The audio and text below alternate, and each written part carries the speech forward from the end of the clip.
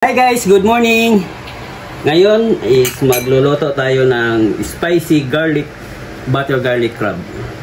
Ito yung sili. Ito yung crab, hindi ko na na-video kanina.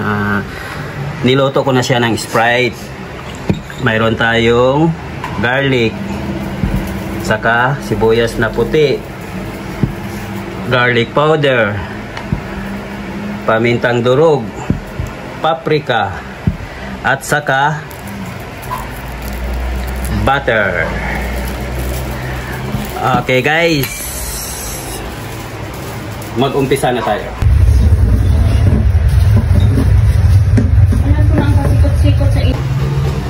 Mag-umpisa na tayo. Lutuin na natin to. Lalagyan ko lang ng konting oil para yung butter natin hindi matunog.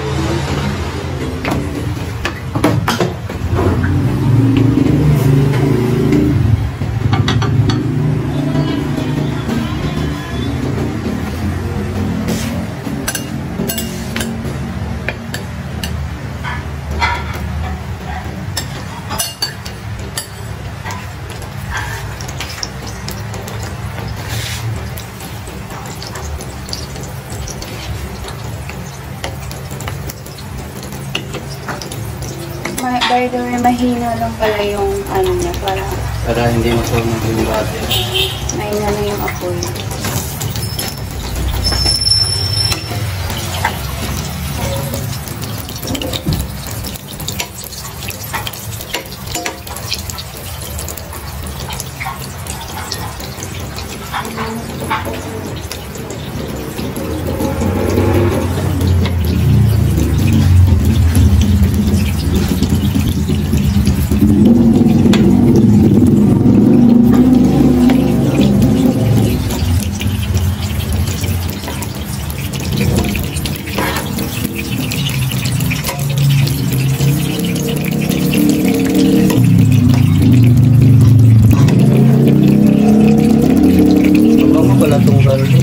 Butter, no?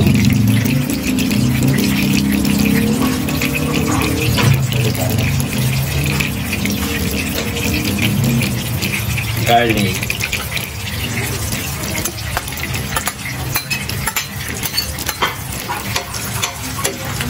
Maraming garlic para mas masarap. Yeah, para mas masarap. Actually, pag naluto siya, pwedeng yung sauce na lang yung kainin mo. Wala ng crab. Diba pa? Masarap siya parang gawing salsa sa kanin. And then, white onions.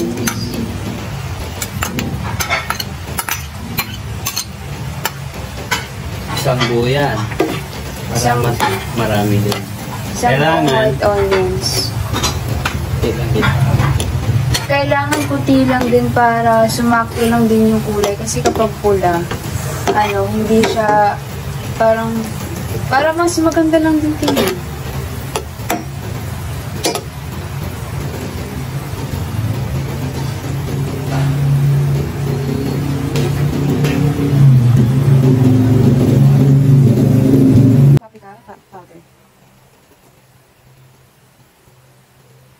Wala siyang exact na measurement, so parang tansya-tansya na lang kayo. Ganun.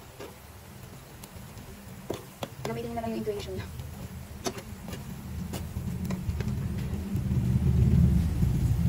Bango. And then, sili. Siling na bulo. Ilang piraso yan? Depende na lang kung gusto nila na marami na manghang, ilan na lang, ano naman optional. Kung gusto nila manghang, kung gusto sila na... Pwede nga hindi nyo nalagyan ng siling na bulo pero... Ayun, nilalagyan naman. Bali, optional lang naman siya. So, kung gusto nyo siya lagyan, depende lang sa inyo kung gano'ng karami. And yan, garlic powder. Lalagay. Yan.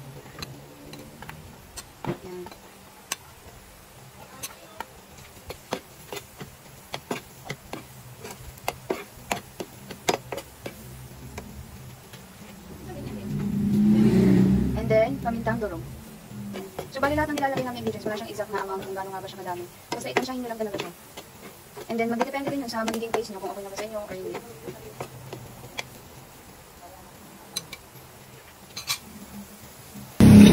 So ngayon, ilalagay na natin yung crab. Ayan.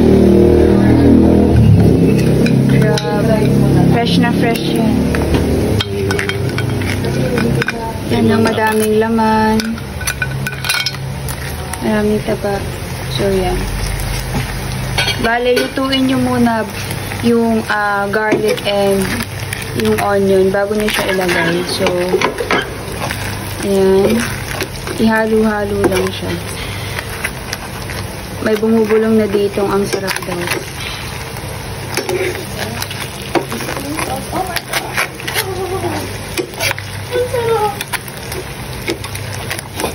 Actually, para mas maging masarap siya, yung iba, mas madami pa talagang butter. As in, sobrang dami talaga. Pero ayan. Like,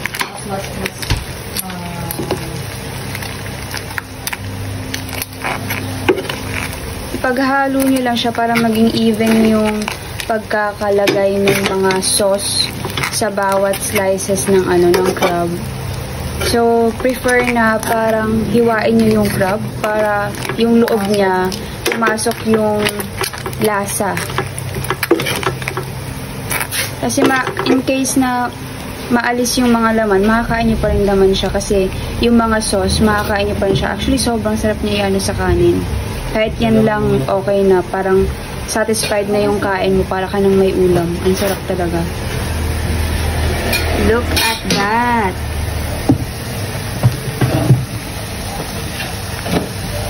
It's crazy, man.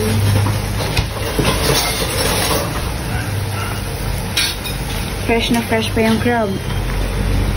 Kahit mahal, binili.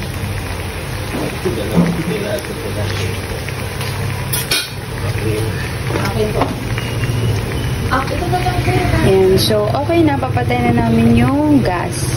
So, bali, isi-serving na namin siya. Let's go, let's eat.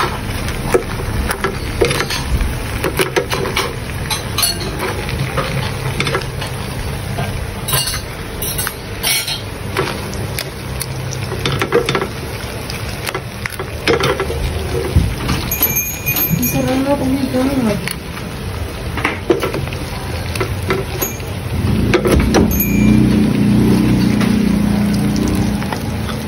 Ayan. Oh my God.